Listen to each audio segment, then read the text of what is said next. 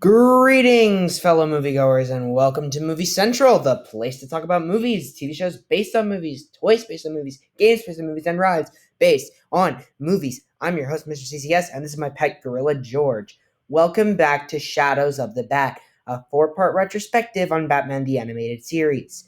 Last week, we covered the short yet still pretty good second season, but now we come to the third season of the show, which was not only the last season of the show with this more detailed and refined animation style, but also the first with a name change. With that said, let's get into some history. You see, when the original 2 seasons of the show were out, it was on Fox Kids. This was due to the Bat embargo, in which Fox owned TV rights, thanks to the god-awful 1966 show, while WB owned the movie rights. Thankfully, the show moved to Kids WB, later part of the CW, a block made specifically for Warner Brothers licenses for kids, such as Scooby-Doo, Looney Tunes, Tom and Jerry, and of course Batman. That being said, it did go through a bit of a change. The show still had the same animation and the same writers and the same voice actors, but everything was very different. Because this season would be primarily a dynamic duo-centered series with the Dark Knight and the Boy Wonder teaming up in almost every episode of the season. Hence, it got a new title, as well as a crappier intro. But that's beyond the point. Was this season good or bad? We're going to find out today. This is the third season of Batman the Animated Series, The Adventures of Batman and Robin. With a plot to that similar of the 1960s show, Batman and Robin, the dynamic duo, simply go throughout Gotham City, taking out some of the most dangerous criminals, as well as some new threats never seen before. Right away, this season is very similar to that of the first two, but it takes a bit of a lighter approach, with Robin as a lead character, as I said, adapted from the 60s show. Now, I don't actually mind this, because this show made Robin the light needed around Batman's darkness in each of the episodes of the first 2 seasons he appeared in, but was never treated as a joke. He was actually useful, and that is what made me the most happy. This makes me wish that he was in more modern interpretations, but that's beyond the point. So, like the previous episode, I'm going to discuss the new characters adapted for this season, and not ones who were in the previous seasons. So, with that said, let's get into 3 villains that this season introduced. Baby Doll, voiced by Alison LaPlaca. Yet another character created for the show by the great man of Paul Dini. Actress Mary Louise Dahl suffered from a rare genetic disease preventing her from aging. Despite that fact, she used it to her advantage and starred in a successful sitcom called At Home with Baby, or something like that. But due to a want of a better role, she left the show and tried to be more dramatic, but that infinitely backfired because, well, she looks like a baby. She then went crazy and decided to become a criminal, dressing like her character from the sitcom and becoming the villain Baby Doll. I know it sounds very odd, but seeing as how this villain was written by Paul Dini, it works really well. The character is somewhat compelling and even tragic at some points. Do I want her as the next villain in the live-action movies? No, not in a long shot. Is she still pretty cool? Yes. Lockup, voiced by Bruce White. An overly violent guard at Arkham Asylum, Lyle Bolton was feared by most inmates. He was eventually let go and went on a vigilante spree, becoming Lockup. This one is another invention of the show. He acts like Captain Hadley from The Shawshank Redemption, but in a comic book world. Again, not the very best villain, but still very good. Bane, voiced by Henry Silva. So Bane is a tough one, because the writers of the show didn't like Bane's character, claiming he was a gimmick villain. But the fact that he even appeared in this show months after the Nightfall storyline ended is awesome. For those of you who don't know, the Nightfall storyline focused on Bane's debut and him ruling Gotham by breaking Batman's back.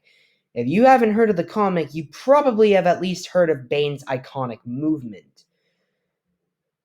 Bane's role on the show is quite weird, though, because he's a hitman and a mercenary hired by Rupert Thorne to kill Batman, but Batman and Robin, of course, overcome the brute in a very fun story that is one of the best episodes of the season and one of the best episodes of the entire series, in my eyes.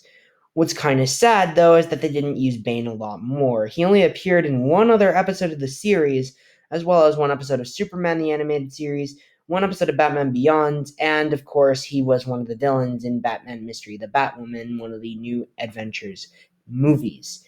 I like Bane a lot as a character. As a matter of fact, he's one of the villains I want to see next in live action. But I'm glad we have a very definitive adaptation here in the form of Henry Silva doing an iconic voice. Still wish Dave Bautista is going to play him in the movies. Since James Gunn's a part of that now, he can do it. Get on that, DC. Alright, so those are the new villain characters that make an impression. I know I'm going on a little fast, but there's not really much to talk about with these last two seasons. The first season was really the big one to talk about. So let's talk about the animation briefly, because, well, of course, that's my thing. Again, if you want to know my thoughts, check out my review of the first season. Hashtag shameless plug. Same thing goes for the music. So now we get to talk about the best episodes of the season. Here we go. Bane, a greatly written episode and a great mystery, and perfect premiere for the season. Watch it for the Batman and Bane fight, as well as the Bane and Killer Croc fight, as well as Robin kicking crap out of Rupert Thorne's annoying secretary. Riddler's Reform. By far the best episode involving Riddler and the best episode of the Riddler trilogy. A wonderful performance from John Glover as the Riddler, and really, really, really decent writing from Dini. Baby Doll, an emotional romp that leaves no dry eye in the room. If you like stuff like Child's Play, then this might be your thing. Make 'em Laugh, a very great episode involving the Joker. Great writing from Paul Dini, and great debuts of several characters, because this one introduces the Condiment King, who was a joke in this episode and not an actual worse Batman villain. Batgirl Returns, a great Batgirl sequel, and one that involved Catwoman and Robin extremely well. It also has cameos from the Joker, the Penguin, and Two-Face, which is also great. Batman also makes a cameo, despite the fact that he has nothing to do in the episode. Lockup, a dark story that combines Shawshank and Batman. Great villain, great premise, overall great episode. Check it out. Deep Freeze. Not as good as Heart of Ice, but a very good episode involving Mr. Freeze. By the way, Batman and Mr. Freeze Sub-Zero, the animated film that I call the finale of this season, is the perfect finale for Freeze. But I won't review it because it wasn't a theatrical release. A Bullet for Bullock, a great mystery, and Robert Costanzo's best performance as Bullock. So yeah, another shorter review, but I do think that this season was pretty good. Not perfect like the first season, there are some stinkers in there. I mean, the Terrible Trio, come on. But I definitely recommend the season for those who are Batman fans. I'm going to give this one a 9.5 out of 10. Definitely a worthy sequel to the first season and my second favorite season overall. So that's it for this part of the review. I know it was short, but believe me, if it was longer, we would have been here for about 45 minutes. If you enjoyed it, great. If you didn't, that's alright too. Tune in next week for the final part of the four-parter in the fourth and final season of the show. And trust me when I say that it is not going to be easy. With that said, my name is Mr. CCS, this is Movie Central, and that, my friends, is a wrap. See you next week.